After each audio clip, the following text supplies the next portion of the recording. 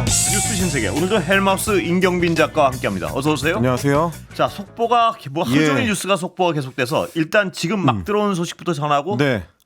낯상 알아볼까요? 네, 123 내란 사태 관련해 가지고 각 수사기관들이 지금 속도전을 벌이고 있다라는 소식은 뭐 계속 전해드리고 있는데 조금 전에 들어온 속보에 따르면 경찰청과 공수처 그리고 국방부까지 이 세 개 기관이 12.3 비상계엄 선포 사건 관련해서 수사를 공조하는 공조수사본부를 운영하기로 합의를 했습니다.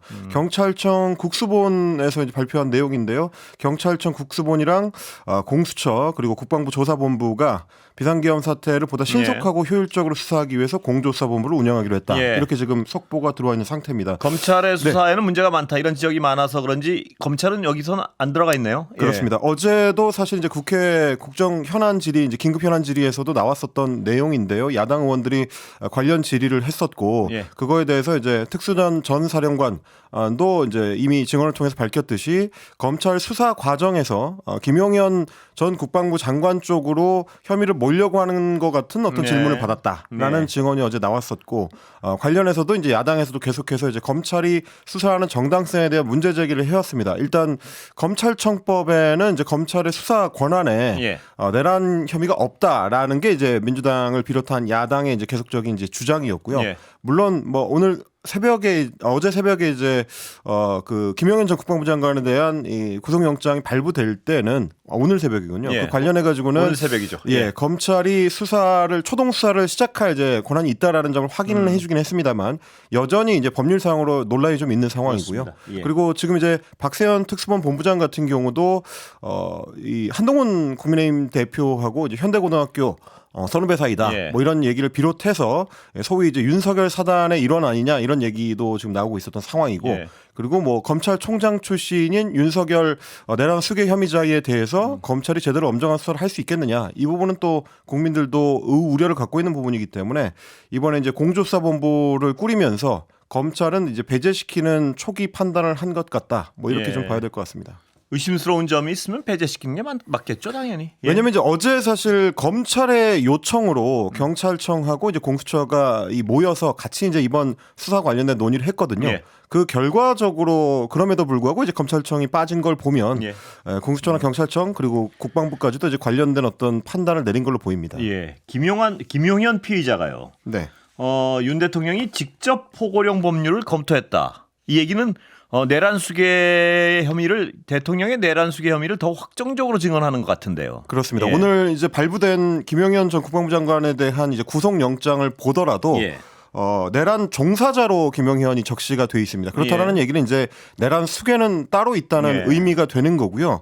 뭐 사실 이제 국방부 장관 위에서 수괴로서 지휘할 수 있는 사람은 대통령밖에 없는 상황이기 때문에 사실상 윤석열에 대해서 이제 내란 수괴를 혐의 적용을 하고 있다 이렇게 봐야 되는데 관련해서 이제 추가적인 내용들이 보도가 되고 있는 겁니다. 비상계엄의 계획부터 실행 지시에 이어서 법적 검토에 이르기까지 전방위적으로 사실상 윤석열이 이걸 지휘한 거 아니냐 이렇게 이제 볼 수 있는 상황인 건데요. 김용현 전 국방부 장관이 이제 검찰 조사를 받는 과정에서 포고령에 대한 법률 검토를 어떻게 진행을 했느냐 이런 이제 질문을 받았는데 윤석열 대통령이 직접 검토했다라는 취지로 진술했다고 합니다. 그리고 계엄사령관이었던 이제 박안수 육군참모총장도 지난 3일에 포고령을 이제 발표하기 전에 포고령 내용을 받아보고 법률 검토를 해야 될 것 같다라고 이제 본인이 이야기를 했는데 그때 김용현 전 장관이 그 현장에서 이미 검토가 완료된 사항이다 이렇게 답을 했었다는 거거든요. 이거는 이제 국회 나와서 박안수 전 육군참모총장이 이제 증언을 했던 내용입니다. 그런데 김용현 전 장관이 포고령 초안을 본인이 작성을 했고 윤석열 대통령과 함께 의논을 하면서 최종본을 완성했다. 이렇게 이제 검찰에서 진술을 했으니까요. 국회 봉쇄 시도의 근거가 됐었던 그 문제의 반헌법적인 포고령. 그리고 이제 헌법과 개헌법 모두를 위반한 이 위헌적이고 위법적인 불법 행위를 사실상 윤석열이 지휘했다. 이런 얘기가 되는 겁니다. 물론 이제 수사를 통해서 조금 더 면밀한 사실관계를 확인해 봐야 되겠습니다만 검찰에서는 어쨌든 혐의점을 이렇게 잡고 지금 수사를 진행하고 있다 이렇게 봐야 될 것 같고요. 그런데요. 이 증언이 나오면 나올수록 내란 혐의자 윤석열 대통령에 대한 어떤 혐의는 점점 더 짙어지는 것 같은데요. 또 경찰청장에게도 계엄 당일날 구체적인 지시를 하는 사실이 드러나고 있지 않았습니까? 이것도 굉장히 예. 좀 심각한 문제입니다. 비상계엄 선포 당일이죠. 예. 12월 3일에 계엄령 선포하기 3시간 전쯤에 이미 조지호 경찰청장과 김봉식 서울경찰청장을 예. 서울 종로구 삼청동에 있는 대통령 안전가옥으로 따로 불러서 예. 별도의 지시를 했다라는 거를 오늘 새벽에 체포된 조지호와 김봉식 두 사람이 증언을 했다라는 얘기입니다. 예. 이 회동에서 계엄군이 장악할 대상 기관들, 네. 국회와 중앙선거관리위원회를 비롯한 대상 기관들 그리고 체포해야 될 인물들이 적혀 있는 A4 용지 한 장짜리 지시사항이 조지호 경찰청장한테 하달이 됐다라는 예. 거고요. 그리고 장악해야 될 언론사로는 MBC 등이 포함된 사실이 이번에 밝혀졌습니다. 처음 드러났죠, MBC는? 그렇습니다. 지난 3일 밤 7시쯤에 이제 안가에서 만났다는 건데 대통령실의 호출로 자리가 마련됐고요. 김용현 전 국방부 장관 그리고 조지호 경찰청장, 김봉식 서울경찰청장이 이렇게 자리를 함께 했고 이 회동에서 제시된 A4 용지 한 장짜리의 계엄 관련 지시사항 문건을 보니까 지시사항에는 한 10줄 정도의 지시 내용이 적혀 있었는데 오후 10시에 비상계엄 선포를 한다라는 내용이 들어있고 오후 11시에 국회를 비롯해서 언론사 특히 이제 MBC 그리고 김어준 씨가 대표로 있는 여론조사 꽃 등의 10여 곳에 대한 계엄군의 접수 이 목록 이런 것들이 이제 명시가 돼 있었다는 거고 12월 3일 밤 10시 말이죠. 그러니까 비상계엄 선포는 12월 3일 10시 밤 10시고 11시에는 국회를 비롯한 언론 기관들 등을 이제 접수하는 그런 내용들이 적시가 돼 있었다고 이들의 합니다. 계획대로 됐다면은 12월 4일부터는 헬마와 저도 못 만났을 가능성이 많습니다. 예. 뭐 사실 지난 계엄령들을 이제 비춰보면 지금도 아마 계엄사에서 통화라는 비상 방송이 되고 있을 가능성이 높죠. 사실 저도 그날 여의도 국회의사당 앞에 현장에 나갔을 때 그날 밤에 나갔을 때 계속 이제 방송사에 근무하고 있는 후배들한테 전화를 돌렸거든요. 특히 이제 소위 말하는 이제 재난방송 주간 방송사들이 왜 저한테는 전화 안 했습니까? 국장님한테요? 죄송한데 제가 번호를 모릅니다. 예. 저는 걱정이 안 됐습니까 혹시? 걱정이 됐다기보다는 이제 후배들의 인원이 걱정이 됐다기보다 실제로 방송사에 지금 군인들이 진출을 했는지 여부를 좀 확인하려고.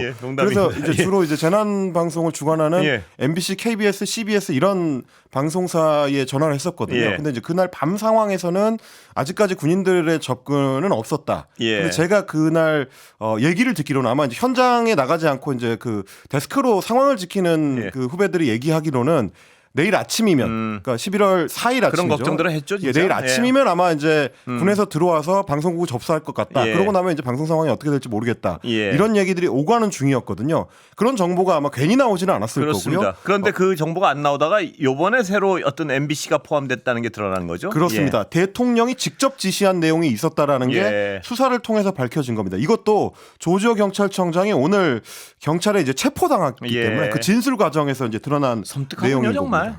뭐 섬뜩해서 농담을 일부러 한 건데 정말 어떤 이 계획대로 실행했다면 사회 각 분야가 얼마나 파괴됐을지 미뤄 짐작만 해도 정말 오싹하고 섬뜩한 상황입니다. 그러니까 어떻게 보면 지금 그 상황을 좀 제대로 보지 못하고 있는 국민의힘 국회의원들이나 일부 정치인들이 좀 있는 것 같아서 저희가 이제 이런 사안들을 자세하게 전달을 해드리는 건데요. 그날 11월 3일 밤에 벌어졌던 내란 상황이 워낙 좀 빠르게 진압이 되다 보니까 한 2시간 30분 만에 국회가 상황을 정리하다 보니까 그날 있었던 일이 별거 아닌 해프닝쯤으로 여겨지거나 혹은 뭐 대통령이 군 통수권자로서 혹은 이제 행정부의 수장으로서 행할 수 있는 일종의 정치 행위였던 걸로 착각을 하는 분들이 있는 것 같은데요. 정말 그렇습니다. 지금 이제 수사가 진행되면서 드러난 어떤 진실들, 그 계획들 그리고 시행했었던 상황들을 짚어보자면 그야말로 굉장히 치밀하고 그렇습니다. 오랫동안 준비했고 상당히 경악스러운 일들이 벌어졌다. 이걸 봐야 될 것 같습니다. 그리고 윤석열과 김용현의 예를 들어서 계획과 지시를 철저히 군인들이 이행을 했더라면 그렇습니다.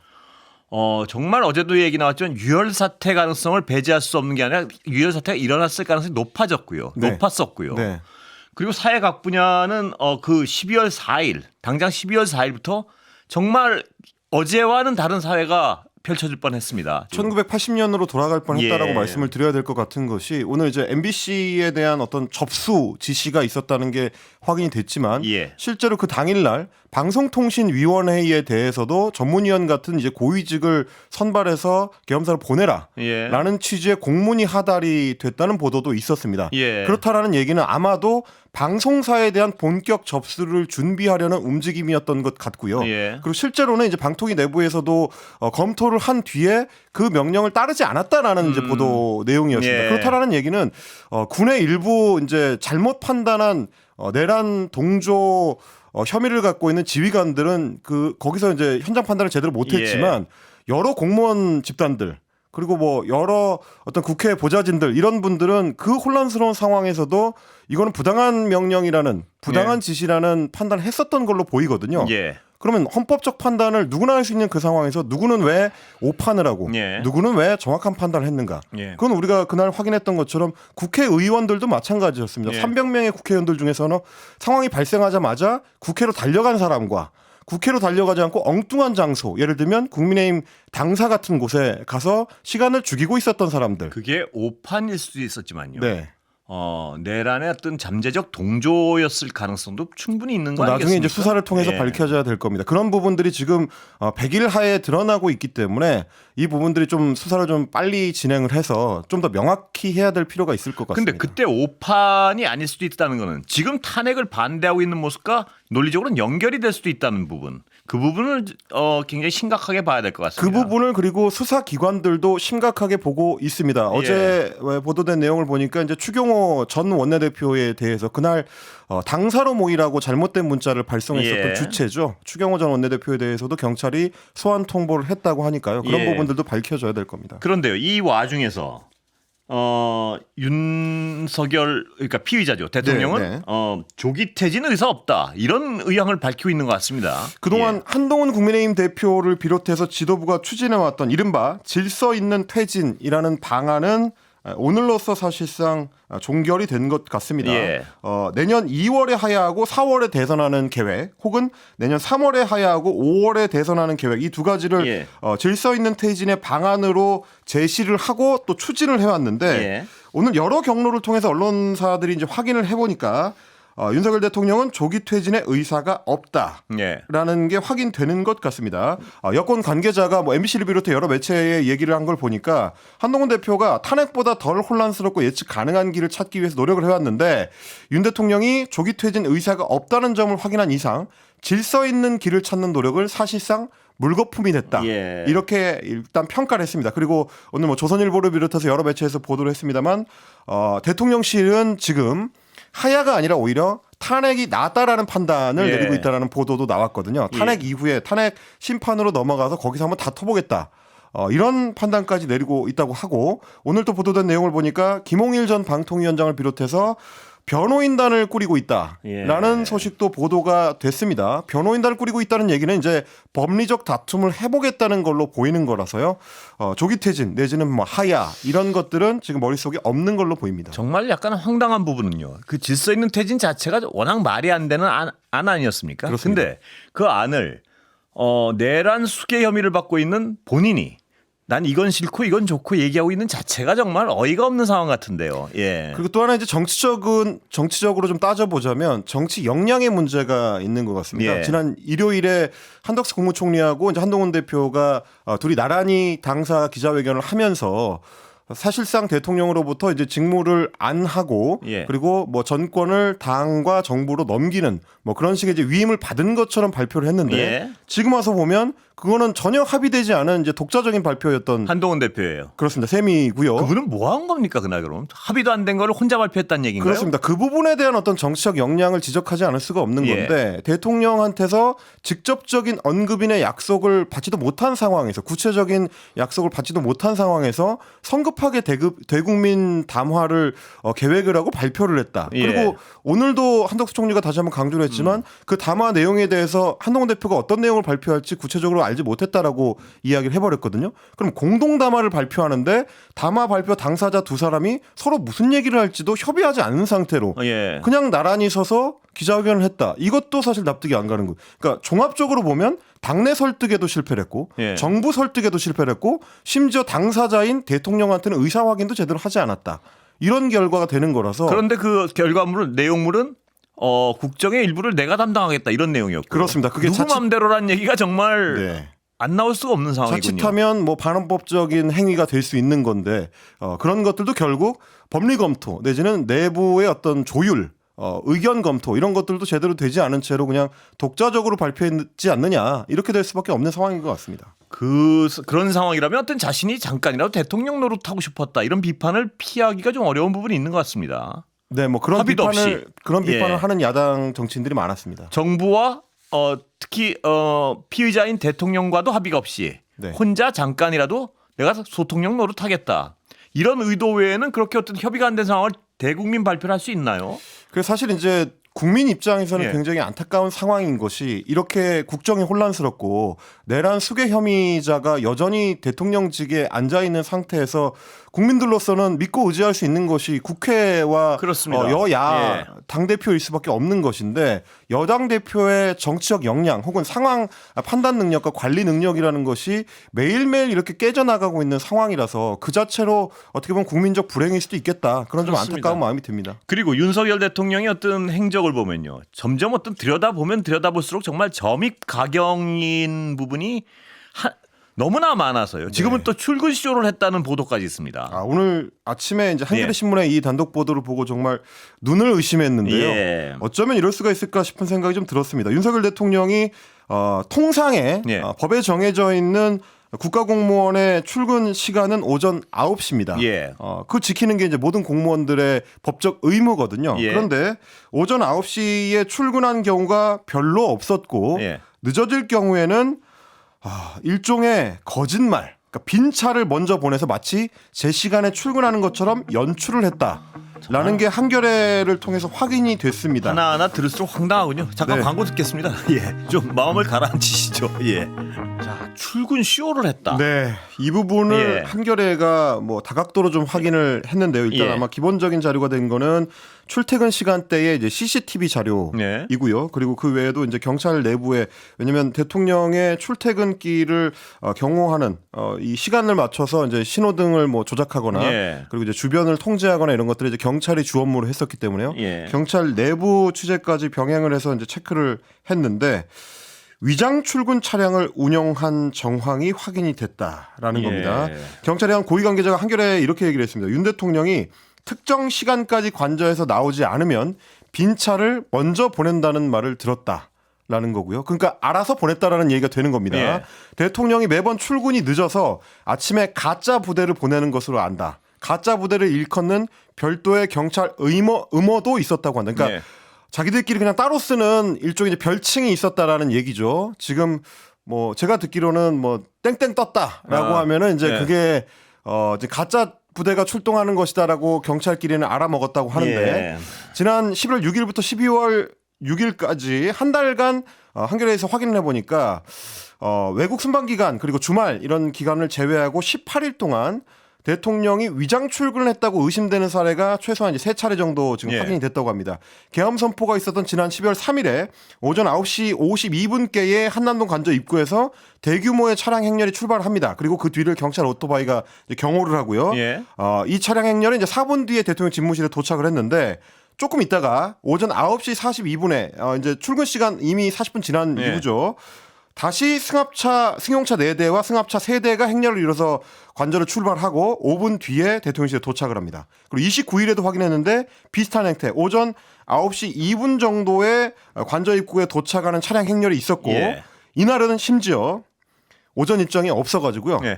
오후 1시 9분에 관저에서 본 행렬이 출발을 했습니다. 그래서 실제 출근 행렬은 오후 1시에 출근을 하는 그런 일이 벌어졌습니다. 그리고 지난달 11월 25일에도 역시 마찬가지로 오전 9시 1분에 출발하는 행렬하고 오전 10시 1분에 출발하는 행렬 2개가 있었다라는 거고 구체적으로 좀 확인을 해봤더니 윤 대통령이 오전 9시 이전에 출근하는 경우는 그동안 한 달 동안 2차례밖에 되지 않았다. 제 시간에 딱 맞추거나 조금 넘는 수준으로 가짜 행렬마저도 운영을 했었고 실제로 9시 이전에 제대로 출근하는 경우는 본인이 거의 없었다. 라는 얘기가 되는 겁니다. 아니, 그러니까 그렇지 않아도 예. 한남동으로 관저를 옮기면서 이 출퇴근 시간대에 주민 불편, 국민 불편이 엄청나다는 불만이 많았는데 심지어 그 일을 하루에 2번씩 해서 불편을 가중시켰다라고 이야기할 수밖에 없을 것 그 2번씩에서 같습니다. 불편을 가중시킨 이유가 늦게 출근하는 거 속이려고 그 많은 공무원들 동원해서 국민 불편하게 하고 그걸 수시로 반복해 왔다는 거 아닙니까 지금? 그러니까 정말 참담하다라고밖에 표현을 드릴 수가 없을 것 같은데요. 대통령과 그를 보좌하는 대통령실 그리고 그를 호위하는 경찰까지 전부 이 거짓말 쇼에 이게 예. 사실이라면 이 거짓말 쇼에 동원이 돼서 국민 세금을 낭비를 하고 다른 국민들의 기회비용을 낭비를 시키는 일을 버젓이 계속하고 있었다. 근데 이 어떤 드러나는 여러 상황들을 보면요. 그동안 드러났던 거랑 꼭 내란 혐의가 아니더라도 탄핵이 불가피하지 않았나는 생각이 들 정도입니다. 여러 가지 어떤 상황을 종합해 보면요. 기억하시겠습니다만은 지난 박근혜 행정부 때도 박근혜 씨가 세월호 참사가 일어나던 그 7시간 동안 도대체 뭘 했느냐. 예. 대통령은 제대로 직무를 하기는 했느냐라는 의심 때문에 굉장히 강한 비판을 많이 받았었고요. 그게 이제 헌법재판소에서도 중요 쟁점이었는데 예. 대통령이 이렇게 일상적으로 업무를 해태하고 있었다면 아니 이게 도대체 예. 대통령을 향할 수 있는 의혹인가 저는 좀 믿기지가 않습니다. 그리고 이번에 내란 상황에서 보는 아주 비정상적인 판단력 그걸 볼 때 다른 어떤 분야에선 그렇게 하지 않았겠습니까? 그렇습니다. 모두가 마찬가지였겠죠. 그러니까 과연 국정에 진지한 태도로 임하기는 했었던 것인가 그런 의심을 해볼 수밖에 없을 것 같습니다. 예, 오늘 여기까지 듣겠습니다. 고맙습니다. 감사합니다. 임경빈 작가였습니다.